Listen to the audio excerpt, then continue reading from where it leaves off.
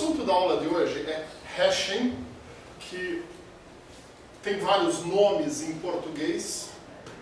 Tá? Um nome bem técnico é tabela de comprovação complementar, entendendo tudo, não? Ou técnica de transformação de chaves. Eu evito, em coisas que são muito difundidas na computação, usar traduções de nomes. Eu já vi buffer traduzido como varal no livro editado em Portugal. Sério, não é brincadeira. Tá? Então, é o que acontece quando a gente tenta inventar coisas. Então, a gente olha para isso daqui, tá? Que se eu traduzir do inglês é alguma coisa como embaralhar, misturar, e eu acabo com um termo como tabela de comprovação complementar. Tá? Então, vamos manter hash ou hashing. Tá? É um verbo em inglês. E interessante a gente começar botando isso num contexto. Tá? Então, o que vocês viram até agora em termos de estrutura de dados para você fazer um armazenamento flexível de grandes quantidades de dados? Então, armazenamento esse que você pode organizar os dados. Tá? Nós temos listas e árvores. Tá? E cada um desses grupos, com certeza, tem bastante variantes. Então, as listas, elas têm uma grande vantagem, que é o fato de que uma lista é uma coisa muito simples da gente implementar.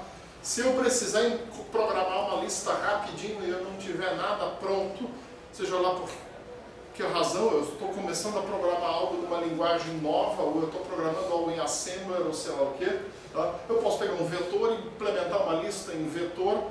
Em meia hora de programação eu tenho uma lista funcionando. Então isso é uma grande vantagem. Tá? O problema da lista é que ela tem um tempo médio de acesso Tn sobre 2. N sobre 2 é uma porcaria. Tá? A não ser que eu precise de coisas simples. Tá? Vamos supor, estou fazendo uma interface de usuário e eu tenho lá uns pull-down menus onde vai abrir lá os últimos arquivos que o usuário usou lá naquele ponto de menu arquivos.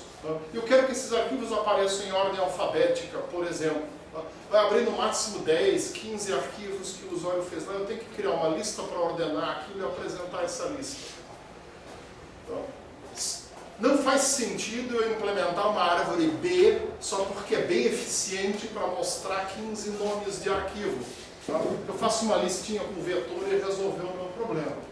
Então a lista tem vantagens, mas essas vantagens elas param de acontecer quando o meu N começa a ficar grande. O que é um N grande depende do hardware, depende de memória, depende de uma série de coisas. Não? Então, mas, por exemplo, se a gente tiver uma lista com 100 mil dados, que não é muita coisa, então, para recuperar 3 elementos eu vou ter em média 150 mil acessos. 150 mil acessos para pegar 3 coisas é ruim. Tá? Então, tem vantagens e desvantagens. Simples, funciona bem com pouco dado, é uma porcaria com grande quantidade. Por outro lado, eu poderia usar árvores. Tá? Com um tempo médio de acesso t igual a log na base g de n, onde g é o grau da árvore, eu vou ter um tempo de acesso que é fantástico. Eu tenho milhões de dados numa árvore, dependendo qual for o grau, dependendo do esquema de organização que eu tiver nessa árvore, eu posso eventualmente ter 20 acessos aí para recuperar um dado no meio de 2 milhões, 10 milhões. Tá? Porém, a organização da árvore ela é complexa e a árvore tem um grande problema. Se eu tiver um conjunto de dados volátil, que está em constante modificação, aonde eu tenho que constantemente atualizar, tem dados desaparecendo, dados novos sendo incluídos e assim por diante. Para eu manter esse tempo médio de acesso, eu preciso manter a árvore razoavelmente balanceada. Se a árvore desbalancear, ela vai ficar parecida com a lista e o tempo de acesso médio dela vai ficar parecido com o da lista, com a desvantagem de que o algoritmo dela é astronomicamente mais complicado do que o algoritmo da lista. Você está na sala certa. Assim. Então, isso exige um esforço adicional, que é o esforço de constante rebalanceamento da árvore, né? Que passa a ser um esforço proibitivo se eu tenho dados que são voláteis demais, que modificam demais durante o tempo. Por exemplo, uma base de dados que contém informações sobre venda, revenda, etc., de tickets de passagem de avião no mundo inteiro. As pessoas estão reservando passagens, desreservando, modificando reserva, voando e o dado deixa de existir e por aí vai. É uma coisa complexa. O tempo inteiro você tem dado mudando, o tempo inteiro você tem que ficar armazenando, apagando e reorganizando a árvore. Então, por outro lado, se eu tenho dados que têm característica de catacumba, foi criado uma vez e você nunca mais muda, a árvore é ótima, é maravilhosa, com certeza é a melhor coisa que tem para você organizar.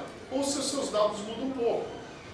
Eu posso, por exemplo, pegar e organizar os dados sobre todos os moradores de Florianópolis do ponto de vista de seu endereço em árvore. Não tem problema. As pessoas mudam de endereço? Mudam. Mas isso não acontece com uma fração considerável da população de Florianópolis e nem acontece o tempo inteiro com todo mundo. Então, aqui um algoritmo de rebalanceamento é uma coisa interessante. Então vai depender da situação. Mas se eu não tiver nada disso, se eu tiver uma situação onde eu gostaria de algo diferente, a gente tem uma alternativa, que é o hash. Então, hash é uma forma bem simples da gente trabalhar com organização de dados, que pode ser extremamente eficiente e tem uma grande vantagem sobre os dois outros métodos que a gente viu. O hash é parametrizável. Eu posso adaptar o hash à quantidade de dados que eu tenho. Numa árvore fica muito difícil. Ou tem alguma maneira de eu adaptar uma árvore à quantidade de dados que eu tenho?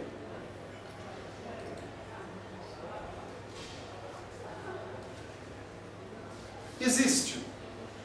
Se eu tiver uma árvore B, por exemplo, eu posso, na hora que eu crio a minha árvore, definir qual é o grau que eu vou trabalhar. Se eu tiver uma quantidade muito grande de dados, vale mais a pena eu trabalhar com uma árvore B de grau grande. Se a quantidade de dados for menor, vale a pena eu trabalhar com uma árvore B de grau um pouco menor. Mas isso é limitado. E eu tenho o problema de que o nodo numa árvore B é uma lista, e eu caio lá no meu n sobre 2 quando eu chego próximo da folha. E mesmo quando eu vou de nível em nível. Então, eu trabalhar com uma árvore B de grau muito grande também vai implicar em ter que percorrer essas listas. Então vamos ver uma alternativa possível.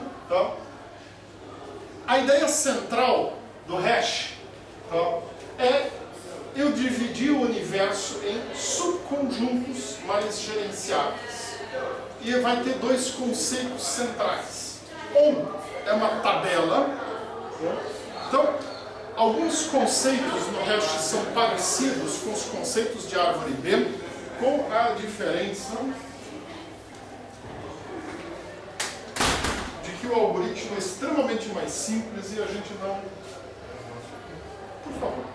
Então, se a gravação fica ruim, se fica quente demais, vocês avisam, a gente abre isso agora no final da aula. A diferença é que no hash a gente não vai descer em muitos níveis. Então nós vamos ter uma tabela que nos permite acesso a diferentes subconjuntos, onde cada subconjunto contém dados que satisfazem um determinado critério. E nós temos uma função de hash, que é uma função que vai mapear valores de chaves a esses subconjuntos. Eu estou procurando um dado com chave primária de um determinado tipo, eu vou passar essa chave primária para a função de hash, ela vai me dizer procure esse dado nesse subconjunto. Se estiver na sua estrutura de dados, ele vai estar aqui. Essa é a ideia. Evidentemente, vai possuir também limitações. Então, uma coisa que a gente tem em hash é que eu não consigo, ao contrário de árvores e listas, eu não consigo imprimir os elementos em ordem de chave. Tá? Também não consigo fazer outros tipos de operações que exijam sequência dos dados. Tem uma exceção para isso aqui, a gente vai ver isso mais lá para frente. Tá? Também não permite alguns tipos de operações, como, por exemplo, recuperar o elemento com a menor chave. A não ser que eu faça uma função de hash que me organize os elementos em ordem, que é uma função de hash tipicamente ruim. A gente vai ver isso. Tá? Então, vamos explicar isso aqui um pouco mais próximo, para vocês terem uma ideia melhor. Tá? Então, vamos supor o seguinte. Eu tenho um universo de dados que são classificáveis por uma determinada chave. Se eu quiser dividir esse universo em subconjuntos, tá? Eu vou pegar alguma qualidade do domínio das chaves, tá? E aí, tendo decidido qual é a qualidade, tá? Por exemplo, vamos supor que as minhas chaves sejam valores que eu sei que estão distribuídos de forma mais ou menos contínua, de 1 a 10 mil. Ora, eu podia dividir essa minha faixa de valores aqui simplesmente em pedaços. Dizer, se o valor cair aqui no meio, ele vai ir num determinado balde. Se o valor cair aqui, ele vai num outro balde e por aí vai. Tá? Essa é uma forma bem simples da gente imaginar isso. Tá? Com isso eu tenho um critério que vai me dizer aonde eu vou guardar uma chave e se eu estou procurando por um elemento com um determinado valor de chave, aonde que eu vou procurar esse elemento. Bom, e aí a ideia é gerenciar esses subconjuntos menores por algum método simples. Por exemplo, uma lista. Bom, se eu aceitar essa suposição relativamente ingênua aqui, tá? O que eu vou precisar? Primeiro, eu tenho que decidir quantos subconjuntos eu quero criar e criar uma regra que me permita botar as coisas lá dentro e tirar coisas lá de dentro, ou seja, uma regra que me diga aonde que eu procuro algo, uma vez que eu conheça a chave. Tá? Essa regra a gente chama de função de hash. E eu preciso possuir um índice que vai me dizer aonde é que está o início de um balde de dados desses. Tá? O repositório, a gente chama isso daí. Tá? Esse índice a gente chama de tabela de hash. Tá? Então, tá? A tabela de hash mais simples que tem é essa de eu pegar, ver qual é a faixa válida de valores de uma chave, partir da premissa de que eles estão divididos de maneira mais ou menos uniforme dentro dessa faixa, o que é uma assunção que para a maioria das coisas não bate, tá? Mas tudo bem, vamos aceitá-la primeiramente. E a partir daí dividir isso aqui em pedaços. Então, vamos supor aqui eu tenho uma lista com nomes. Tá? A minha função de hash é simplesmente qual é a primeira letra. Eu crio uma tabela onde eu vou pegar simplesmente dividir o alfabeto em 4 pedaços mais ou menos iguais e vou pegar a primeira letra de cada um desses pedaços do alfabeto. E com isso eu crio aqui um conjunto de repositórios que contém isso. Eu posso também dizer, não, eu vou pegar aqui, vou botar as 26 letras do alfabeto na minha tabela e vou criar um repositório para cada uma dessas letras do alfabeto. E aí eu vou colocar as coisas ali dentro. Se eu quiser procurar por alguém, tá? Eu vou procurar no repositório correspondente. Se eu quiser armazenar um novo dado, eu faço a mesma coisa, eu procuro qual é a primeira letra, vejo, ó, a minha função é recuperar a primeira letra, a minha tabela, meu índice é procurar aqui onde está a primeira letra e aí ir nesse depósito. Eu posso, inclusive, ter aqui uma lista única com um ponteiro para o primeiro elemento de cada uma dessas sublistas aqui. Então, Supondo-se isso daí, a gente já vai voltar para isso aqui, porque isso aqui é um exemplo bem ruim, ele tem várias desvantagens. Mas vamos primeiro aceitar que isso aqui é uma solução possível. Tá? Ela é possível, ela só não é boa. Tá? E vamos dar uma olhada na nomenclatura. Tá? Então, para um exemplo daqueles ali, tá? Em hash a gente usa as seguintes convenções. N é o tamanho do universo de dados. B é usado para representar o número de subconjuntos em que a gente divide os dados. Aqui estamos usando o termo depósito. Repositório também é um nome usado em hash. Tá? Então, um depósito é um subconjunto que é indexado por uma entrada da minha tabela de hash. Tá? S vai ser a capacidade de cada depósito. Então, eu posso trabalhar com depósitos de capacidade fixa. Que a gente vai ver aqui. Tá? É uma técnica de hashing antiga que se chama hashing fechado, hashing de endereçamento aberto. Tá? Nós denotamos por T maiúsculo a cardinalidade do domínio das chaves. Parte da premissa de que a minha chave tem valores discretos. Tá? E T vai me dizer quantas chaves podem existir. Se eu tiver números reais, isso não faz muito sentido, né? Tá? N sobre T a gente chama de densidade identificadora, tá? Que é o número de dados dividido pela cardinalidade do domínio, ou seja, se os meus dados estivessem divididos de maneira uniforme dentro da faixa possível de valores de chave, dividindo N por T, eu tenho o tamanho médio de cada repositório. Tá? Alfa é dado pelo número de elementos que eu tenho dividido por número de subconjuntos multiplicado por a capacidade de cada depósito, vai me dar densidade de carga, ou seja, o percentual de ocupação que eu tenho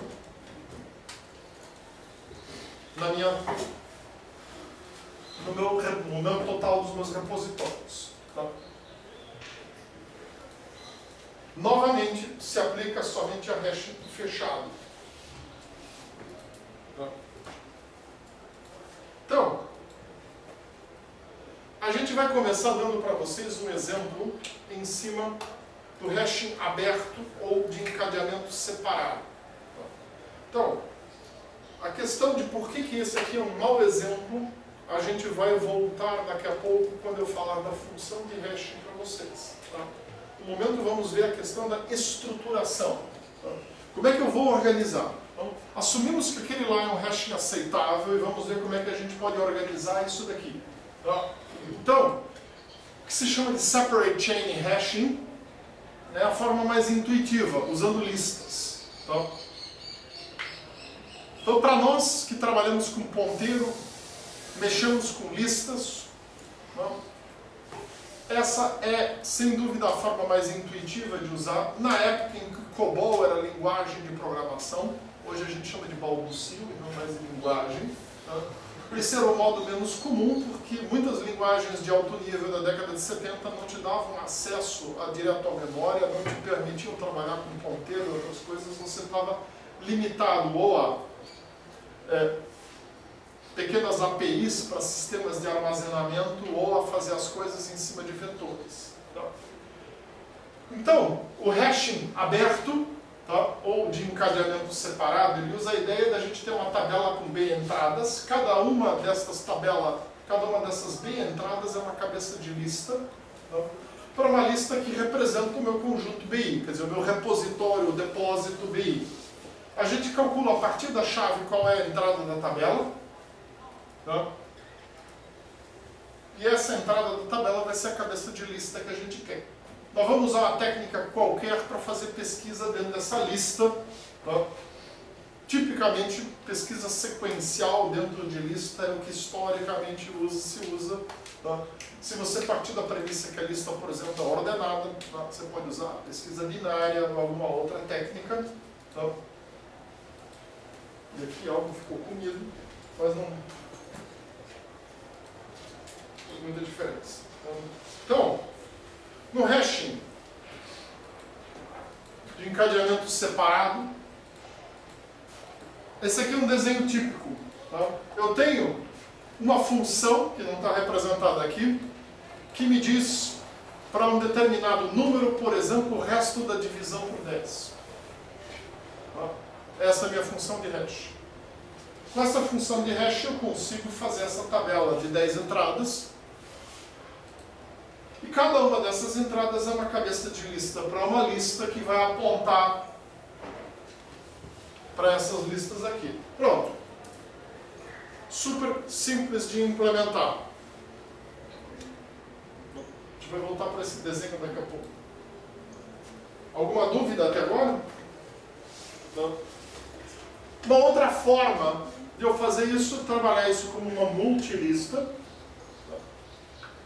E eu dizer que a minha tabela é uma lista também. Qual é a desvantagem disso daí?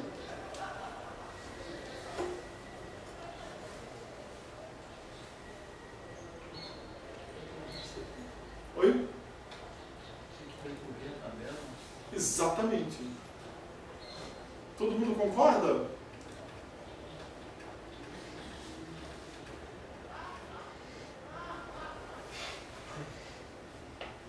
Por que vocês concordam? Porque ele sabe e vocês acreditam.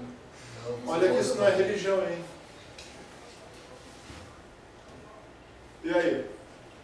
Fala. A tabela parece decente. Exatamente. Não? Se eu tiver que toda vez percorrer a tabela, a vantagem de eu usar uma estrutura aqui onde eu entro diretamente, eu calculo o meu valor, sei lá, eu tenho um número 444, dividido por 10, o resto é 4.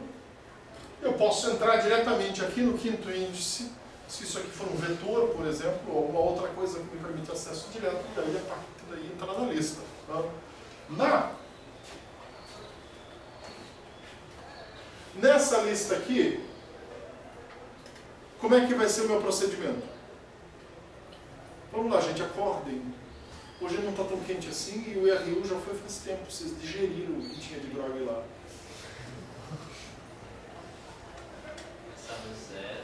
Eu tenho que percorrer até achar. Quer dizer, eu calculei, eu sei qual é o meu índice, mas mesmo assim eu tenho que fazer o trabalho de a pé percorrer a primeira lista. Quer dizer, eu sempre vou ter uma constante que é, em média, o número de chave dividido por 2, quer dizer, o número de repositórios dividido por 2, que eu vou adicionar a complexidade da busca aqui.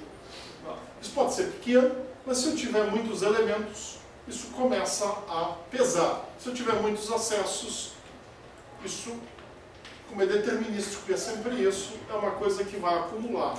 Então perde-se tempo. Mas isso tem vantagem. Qual é a vantagem que isso aí tem?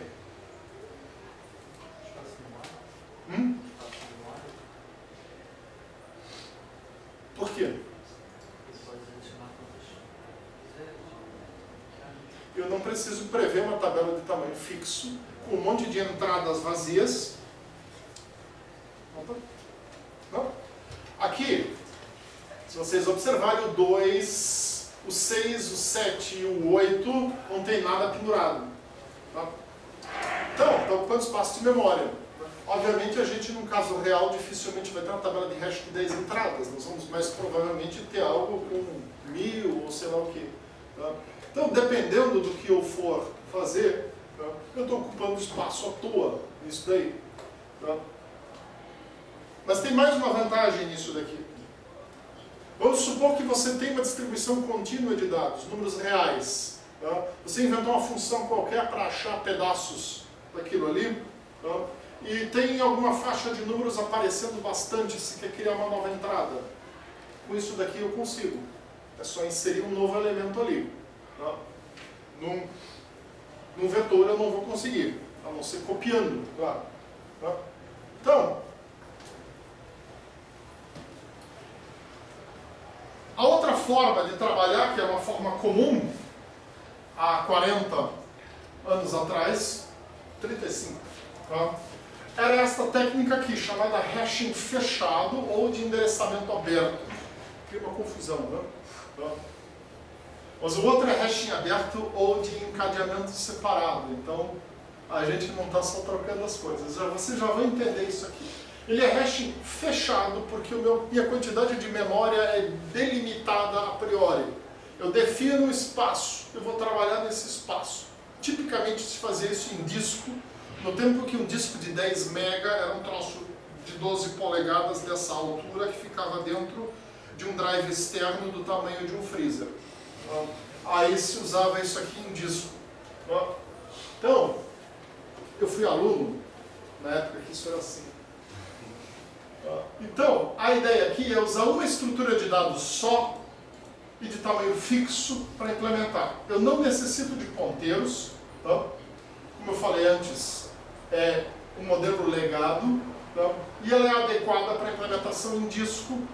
O sistema de índices do exam, por exemplo, usa tabelas de hash em vários níveis desse jeito. Tá? Vocês vão ver lá para frente um pouco quando a gente começar a falar de organização de arquivos em disco. Tá? Então, exam significa Indexed Sequential Access Method. Método de acesso indexado sequencial é um termo patenteado da IBM.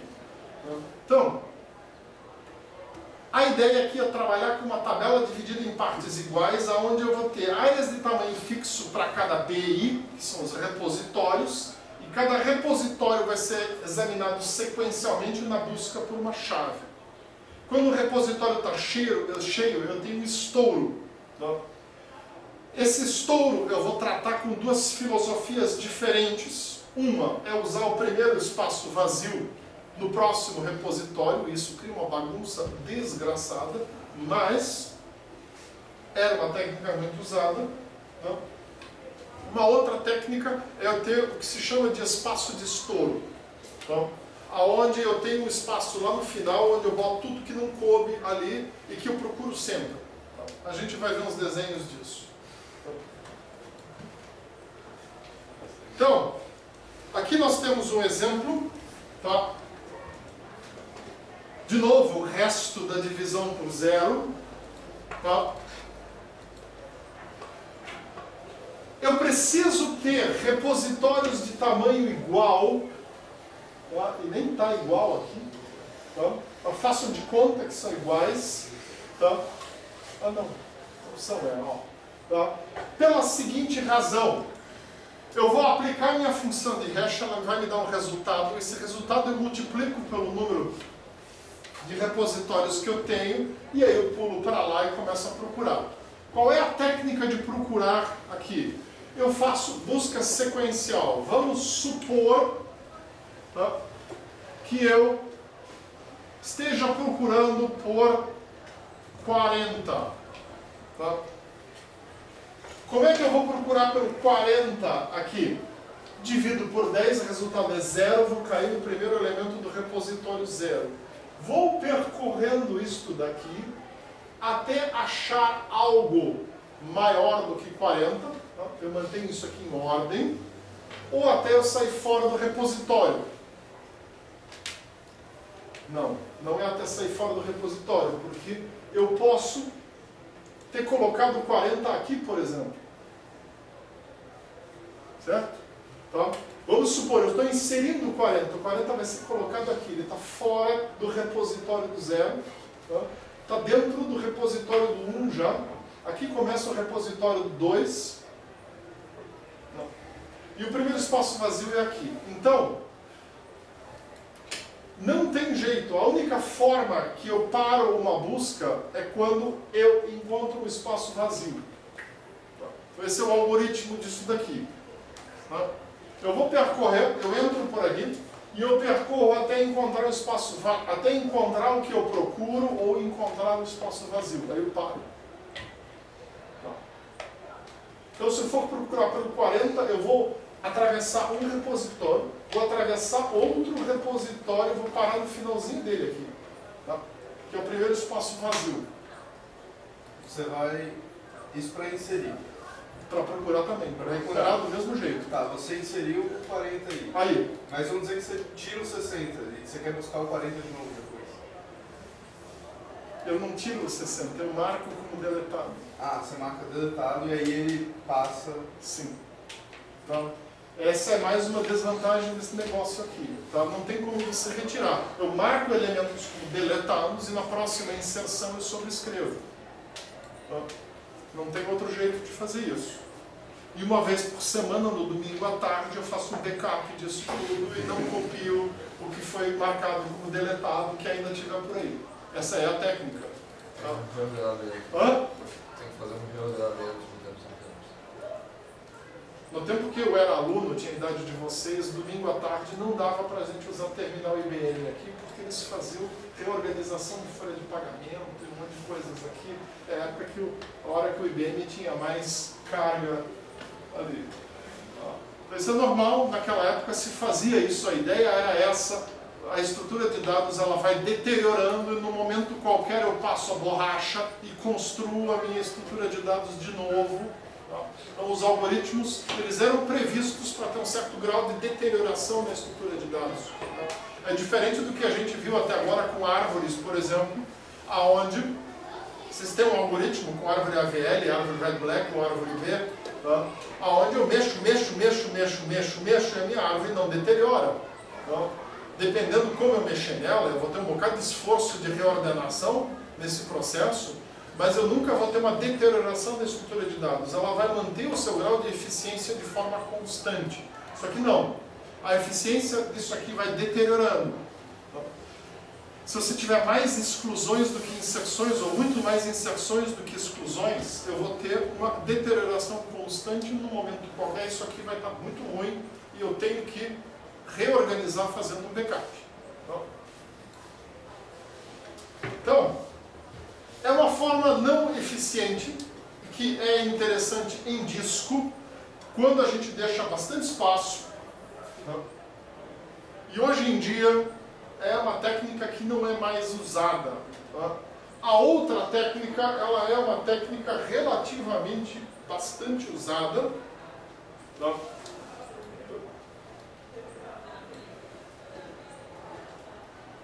E vocês vão encontrar muitos tipos de estruturas de dados que usam tabelas de hash, principalmente classes prontas em várias linguagens de programação. Muitas linguagens de programação têm uma classe chamada dicionário pronta.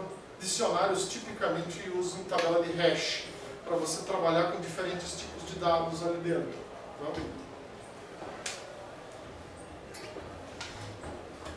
Então,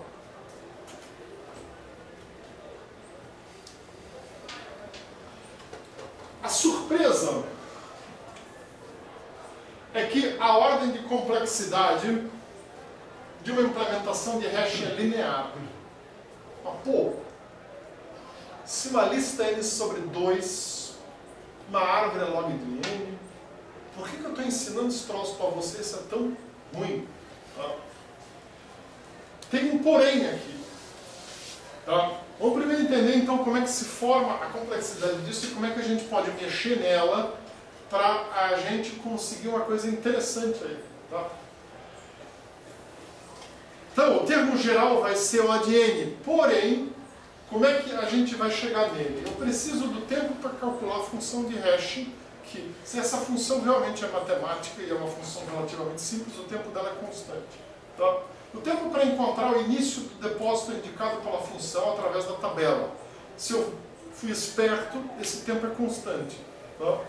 E o tempo para encontrar a chave procurada dentro do seu depósito vai depender de como eu organizei o depósito, tipicamente pesquisa sequencial. E é isso que me leva lá. Bom, uma lista encadeada também tem pesquisa sequencial. Na lista a gente tem n sobre 2. A questão que para nós agora é interessante é determinar qual é o divisor aqui que o n tem. E é aqui que você pode mexer no hash. Então, além disso, as complexidades vão ser um pouco diferentes para as duas filosofias de implementação. O T de n ele vai tender a ser algo em torno de n sobre b no caso ideal, e vai variar muito nos casos menos ideais. Então, b é o número de repositórios. Então, tudo depende de em quantos repositórios eu divido e que forma de acesso eu uso para cada repositório. Vamos supor, eu tenho 1 milhão de dados, tá? Mas esse 1 milhão de dados usa como índice, sei lá, um número relativamente preditível, mas que existe em grande quantidade, que é único, como por exemplo um CPF. Os primeiros 9 dígitos do CPF são um número, os outros 2 dígitos são dígitos de verificação, não tem significado para a gente usar como índice, mas os primeiros 9 são um número, tem uma regra de formação, tá? E tem uma regra de distribuição. Bom, se eu tenho um número de 9 dígitos como índice, e eu sei lá, vou ter uma população de 1 milhão de dados, eu posso perfeitamente pensar em dividir esse meu conjunto de dados em 10 mil repositórios. Nesse caso, cada repositório vai ser pequeno, né? Aí vale a pena fazer pesquisa sequencial dentro do repositório, desde que, é claro, eu tenho uma forma simples de eu procurar entre as 10 mil entradas. Bom, se eu partir da premissa que a minha distribuição do CPF ao longo dos possíveis valores, quer dizer, de 0,000000000 até 999999999, ela é mais ou menos uniforme, eu posso simplesmente pegar o resto da divisão por 10 mil e usar isso como uma função. E pegar um vetor de 10 mil posições e botar 10 mil ponteiros ali. 10 mil ponteiros, 40K de memória. O 40K de memória eu peguei 1 milhão de dados, dividi por 10 mil, tá? E reduzi radicalmente o meu tempo de acesso. Não ficou bom? Só tem um porém. Vamos supor que esse conjunto cresça, mas eu não mexo nessa minha estrutura, o meu B não muda. Tá? Vamos supor que de 1 milhão os meus dados passam para 10 milhões.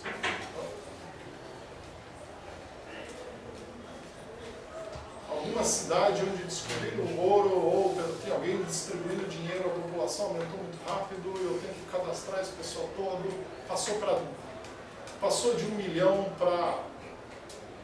tem 10 milhões, para 100 milhões, sei lá, alguma coisa assim. Pronto. Se eu mantiver o meu mesmo B de 10 mil, tá? Os meus repositórios agora ficaram grandes. Tá? Se o meu tempo de busca médio antes era 50, agora meu tempo de busca médio vai passar para 5 mil. Tá? Então esse é o problema disso daqui. Tá? O hash é bem interessante, mas eu tenho que escolher a função muito bem escolhida e eu tenho que ter uma previsão de como é que os dados vão se comportar. Se eu fizer isso, tá, eu consigo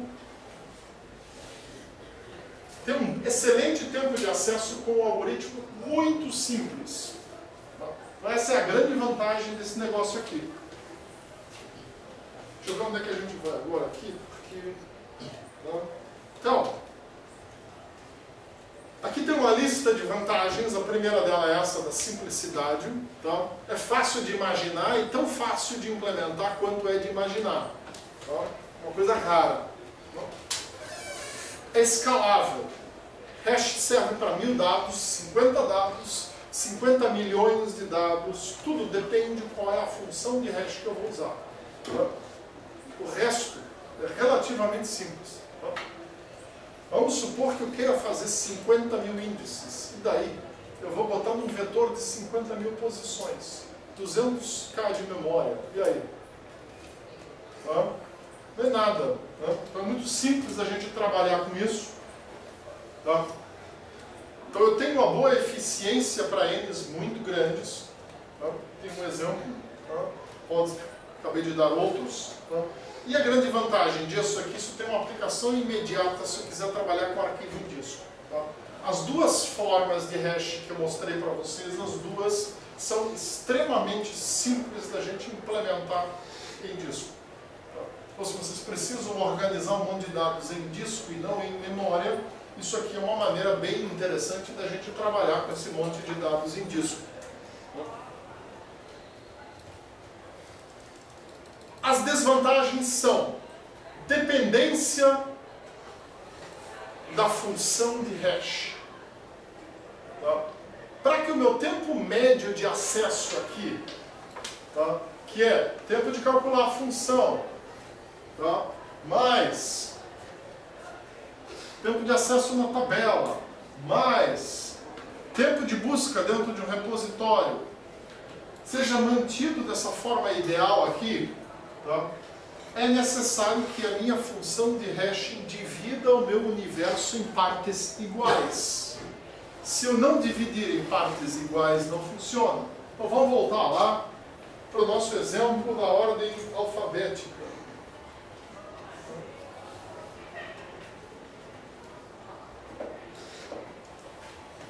Essa é uma boa função de hashing.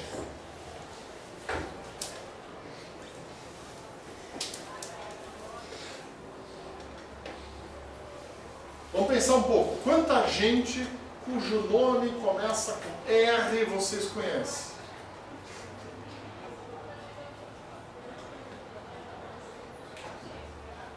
Uma carrada, não? Aqui, pelo menos no Brasil, é muito comum, mas lá fora também. Roberto, Roberval, Ronaldo, Rolando, Rúbia, Renata, e por aí vai, não? Ricardo, tem um monte de nomes com R. Então, o meu repositório de R vai ter que ser grande, tá? Quem conhece um xisto, ou uma Xênia, ou um Xavier, você vai como... E uma Zenaide, ou uma Zilda, ou uma Zora. Também não, né? Então, assim, o repositório do R de vocês vai parecer um subúrbio de Calcutá, enquanto que o Z e o X vão parecer a estratosfera. Então, gente, não dá. O que vai acontecer? Eu não vou ter o efeito de dividir o meu espaço de chaves em pedaços iguais. Eu vou ter repositórios superpovoados e repositórios pouco povoados se eu usar, por exemplo, essa função. Tá? Então, escolher adequadamente a função de hashing é uma coisa importante. Tá? Tão ou mais importante quanto a escolha adequada dessa forma de organização, porque essa aqui é intuitiva, a gente consegue imaginar fácil.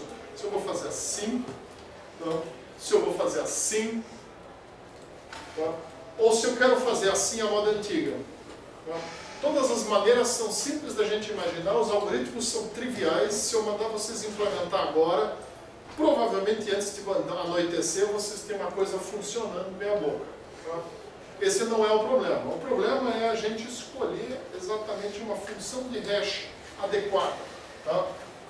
Então, a função de hash, tá? De uma maneira um pouco mais formal, tá? Ela vai possuir o objetivo de transformar o valor de chave de um elemento de dados numa posição para esse elemento na tabela de hash. Tá? Um dos B subconjuntos. Então, é um mapeamento do meu universo de chaves para dentro de um conjunto de 1 a B, tá? Onde K, que é dado pelo conjunto da chave 0 até a chave N, são todos os valores de chave válidos no meu universo. Não são todos os que eu tenho, todos são válidos no universo onde o meu sistema vai funcionar. Tá? E isso é um mapeamento. Então, a gente viu um mapeamento bem simples, é a primeira letra de um nome, o outro mapeamento bem simples é eu pegar e dividir por um número e dizer que o resto da divisão é o meu índice. Tá?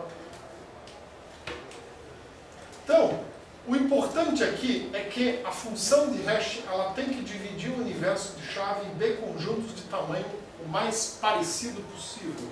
Tá? Significa que a probabilidade de uma chave qualquer pertencente ao universo de chaves cair em um dos subconjuntos, ela tem que ser uniforme. E isso é uma coisa complicada, porque eu tenho que predizer o meu comportamento de chaves. Então, o exemplo do CPF que eu tinha antes. Tá? CPF satisfaz essa regra se eu pegar lá e ignorar os 2 dígitos verificadores, pegar os outros últimos 3 dígitos, quer dizer, o dígito 7 é o dígito 9 do CPF, dividir isso por 1000 ali, dizer, ó, isso aqui é um índice, tá? Será que eu vou ter uma coisa uniforme ou não? Eu não sei. Eu não conheço a regra de formação no CPF, eu não sei como é que montam esse troço. Tá? Muito provavelmente não é sequencial, representa alguma outra coisa. Tá? E se representa alguma outra coisa, se existe uma regra de formação atrás, o número não é nem aleatório nem sequencial, tá? Então muito provavelmente eu simplesmente pegar o resto da divisão por alguma coisa do tipo 10 ou 1000 ou 100 não vai funcionar, porque eu vou criar repositórios de tamanho diferente, dividir o meu universo em repositórios de tamanho diferente. Tá? Então, se eu não tiver essa divisão uniforme, tá? Aquela formuleta lá que me dava uma excelente distribuição, um excelente tempo de acesso aos dados, só dependendo de quantos repositórios eu escolhia, já não vai funcionar mais. Tá?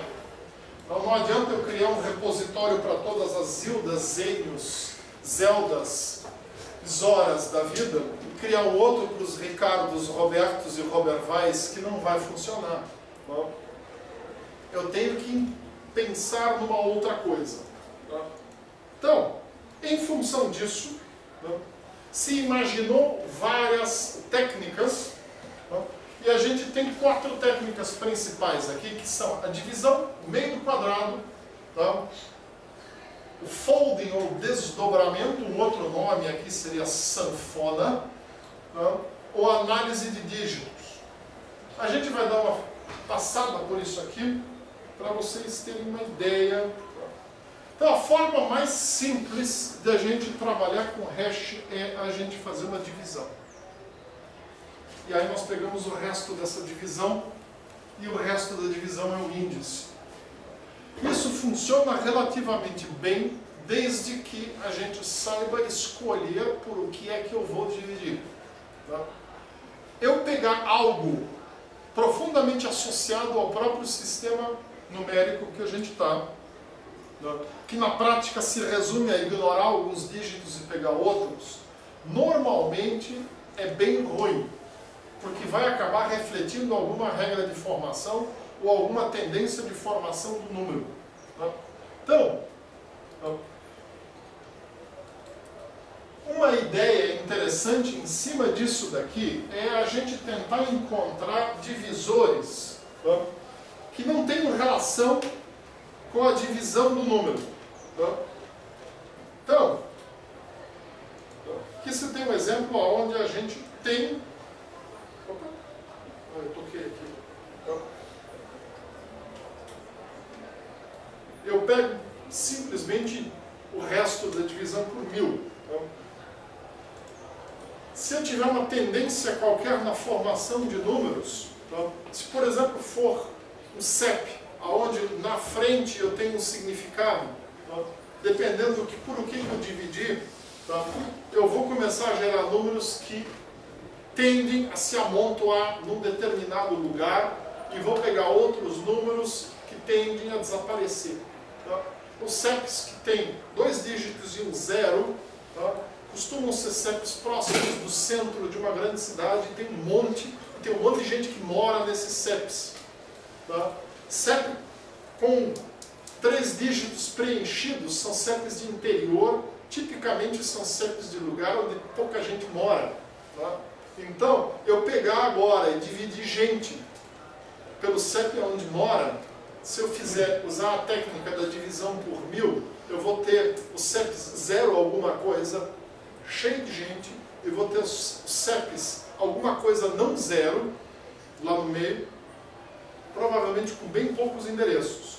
Então, usar uma divisão desse tipo, que me tira alguns dos dígitos do número e usa aqueles como índice, ela é ruim. Tá? Aqui, tipicamente, não sei se isso aqui está aqui.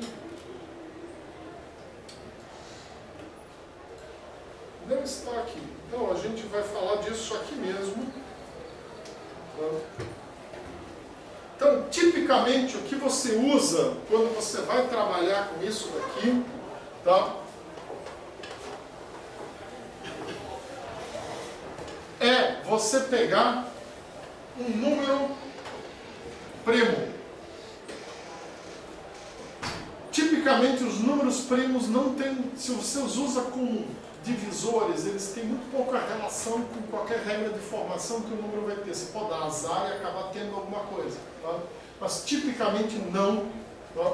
Então, eu não uso resto de divisão por 10, nem por 20, nem por 50, nem por 5.000. Tá? Mas resto de divisão por 11, por 17 e por aí vai. Tá? 11, 13, 17, por aí vai. Números primos maiores são interessantes. Então vamos supor que eu chego à conclusão que, em função da minha quantidade de dados, tá, eu tenho lá, sei lá, 1 milhão de dados. Eu quero dividi-los em 200 conjuntos, mais ou menos. Tá? Então, 5.000 é um divisor interessante. Tá? Mas eu não vou usar 5.000, eu vou pegar o número primo mais próximo de 5.000 e eu vou usar esse como divisor. Com isso eu tenho uma razoável garantia de que, mesmo que os números tenham uma regra de formação, eu vou conseguir embaralhá-los de forma mais ou menos uniforme. Então essa é a maneira mais simples da gente criar uma função de hash. Você simplesmente fazer uma divisão por um número primo próximo da quantidade de conjuntos que você quer. Obviamente você vai ter que mudar a quantidade de conjuntos que você tem para aquele número primo.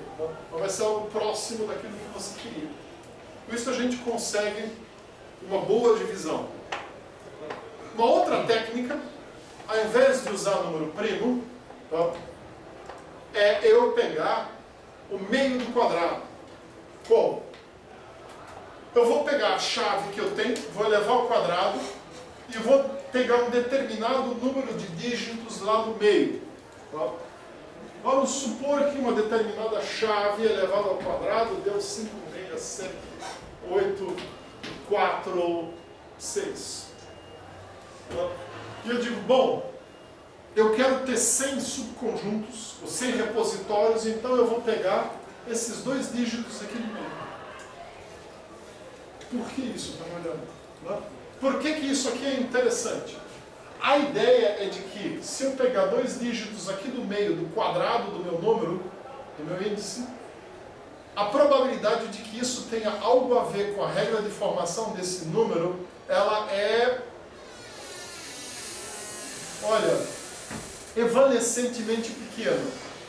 Ainda pode acontecer, mas é muito improvável. O barulho lá fora terminou, se quiser deixar a porta aberta para arejar um pouco, melhor. Então essa é a ideia. É dentro do esforço de eu tentar transformar um número, que é uma chave qualquer, em algum outro número, que é um índice para essa chave, que não tenha nada a ver com alguma regra subjacente que formou a chave. Então, elevar ao quadrado e pegar 2 dígitos lá do meio, ou 3 dígitos lá do meio, é uma forma interessante de você fazer isso. Então, essas são as 2 técnicas numéricas mais comuns da gente trabalhar. Essa dá mais trabalho e gasta mais processamento. A outra técnica é a sanfona. Na sanfona eu faço o seguinte. Eu pego, divido o meu número em pedaços numéricos, ou se eu tenho um string, por exemplo, eu pego simplesmente o valor ASCII de cada letra, represento aqui e somo tudo. E pego o resultado. Vamos supor que eu não tenho 1.000, nem 800 repositórios, mas eu tenho, sei lá, 100 repositórios. Aí eu pego isso daqui e divido ainda por 100, divido por 1.000 e pego, divido por 100, perdão, e pego o resto. Quer dizer, eu ignoro esse dígito. Tá? E a partir daí eu gero um índice. Então essa é uma forma que a gente chama de shift folding, tá? Onde eu simplesmente pego um número e divido em pedaços. E aí somo os dígitos, chego num número. Se esse número é muito grande, é maior que o meu número de repositórios, eu ignoro dígitos, por exemplo. Tá? A outra técnica é eu fazer a sanfona mesmo. Tá? Aqui novamente o mesmo exemplo com valores ASCII, quer dizer, eu estou indexando um string. Tá? Eu pego um e escrevo de frente para trás, o outro de trás para frente, o terceiro de frente para trás, o próximo de trás para frente, e por aí vai até acabar. Tá? Como se eu estivesse fazendo uma sanfona, tá? Estivesse escrevendo todos os dígitos num papel e aí dobrando esse papel como uma sanfona, somo e chego no resultado. Novamente, por que eu faço isso? A ideia é sair fora de uma regra de formação da minha chave.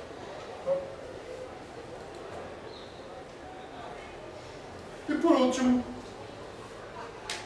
é usar um pouco de heurística. Eu fazer uma análise de antemão para entender quais dígitos, por exemplo, de uma chave servem e quais não. Então, por exemplo, no CEP, eu tenho certeza que os 2 primeiros dígitos são dígitos bem ruins para uma função de hash. Que são dígitos regionais no Brasil e a distribuição de endereços embaixo desses dígitos regionais é muito desigual. Não é ruim. Tá?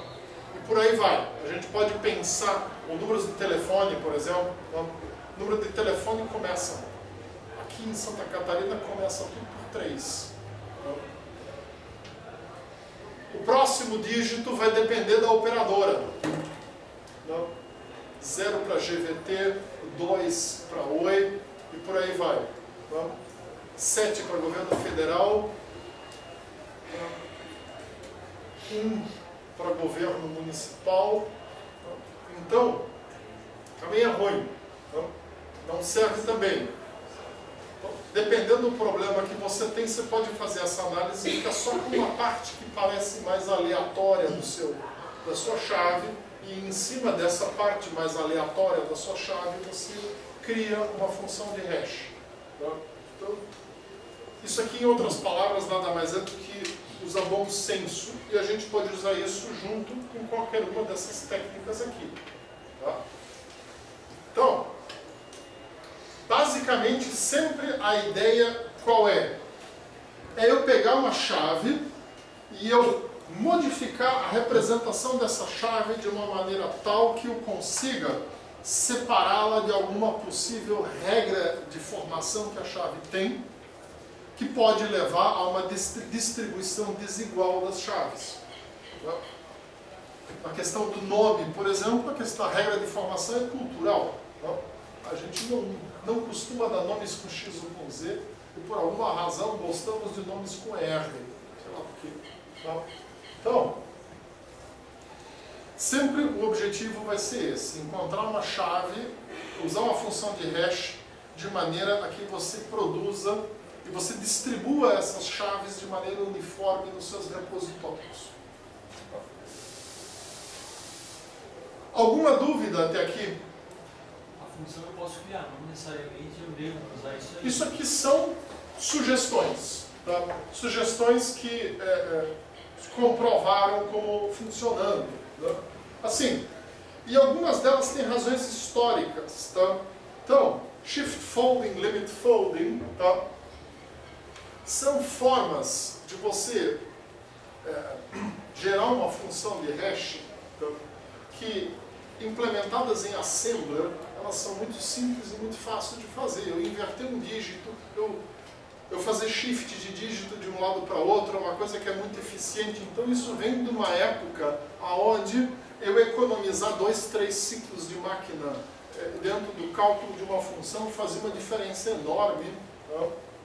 Porque eu tinha processadores de megahertz ou menos, tá? Processando dados o dia inteiro.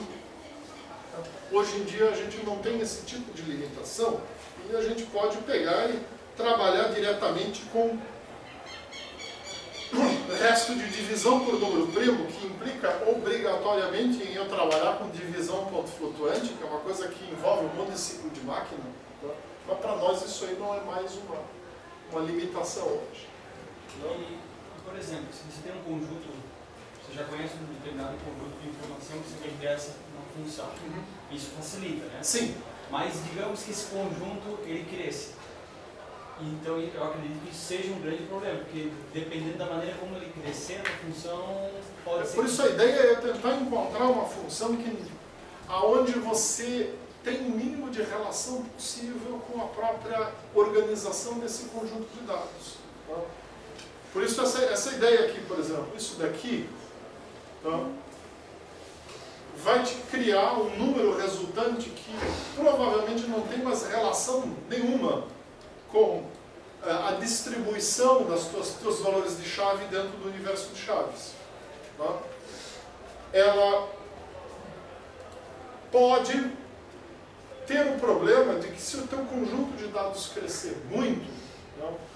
Sei lá, você estava dividindo o seu conjunto em 100 repositórios. Tá? Você considerava, fazia isso daqui, e lá no final você dizia, bom, eu vou pegar os 2 dígitos aqui, mais nada. Tá? Bom, enquanto eu tinha lá, sei lá, 5.000 dados, isso está ótimo. Tá? 10.000 dados ainda deu, mas aí o meu conjunto cresceu para 500.000 dados. Tá? Eu dividi-lo em 100 subconjuntos, tá? Onde cada subconjunto vai ter em média 500 dados, quer dizer, tempo médio de acesso 250. Tá? Já ficou ruim. Tá? Aí sim, aí nesse caso você tem que reorganizar, tem que criar uma nova função de hash e criar um novo, na verdade criar um novo grupo de conjuntos aí. Tá? E vai ser difícil você conseguir encontrar outras maneiras de aproveitar esses conjuntos que você tem aí. Tá?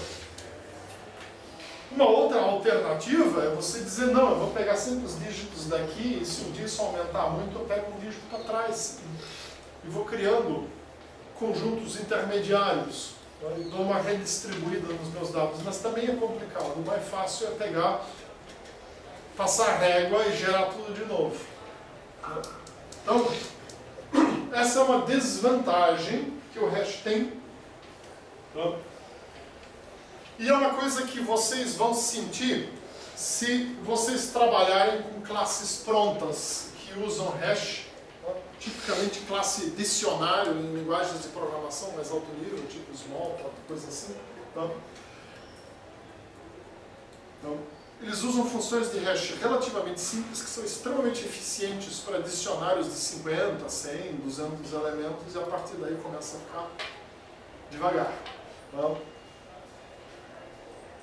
é a desvantagem de querer ser genérico. Tá? Então, isso aqui é ótimo para dados grandes, é fácil de usar, mas eu não posso ter grande variação na minha quantidade, no tamanho do meu conjunto de dados. O conjunto de dados pode ser volátil do ponto de vista de que ele está se modificando muito, não tem problema. Tá? Mas o conjunto de dados não pode ser volátil no sentido de que ele aumenta e diminui muito, tá? De tamanho.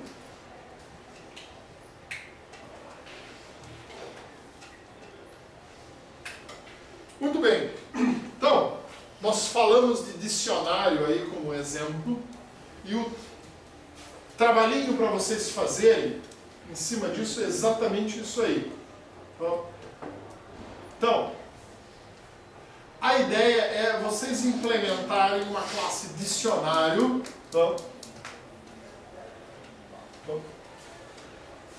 aonde você vai usar um hash encadeado e um vetor como tabela de hashing. Você vai usar strings como chaves. Você vai criar uma função que vai usar shift folding.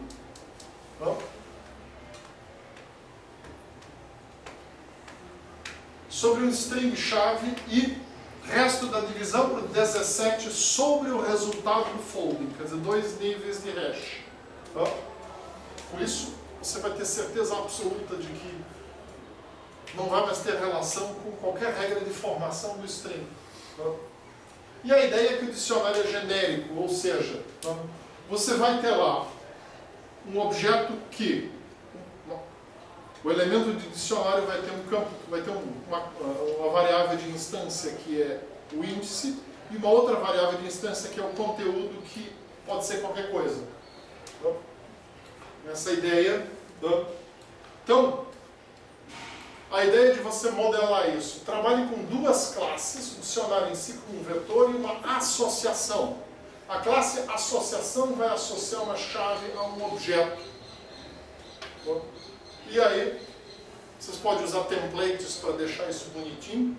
Tá? Uma época a gente programava isso com alguns artifícios. Usando template para programação fica fácil de você fazer a associação, associar um objeto genérico qualquer, tá? Sem a necessidade de você ter um campo tipo para dizer que tipo que é esse objeto. Tá?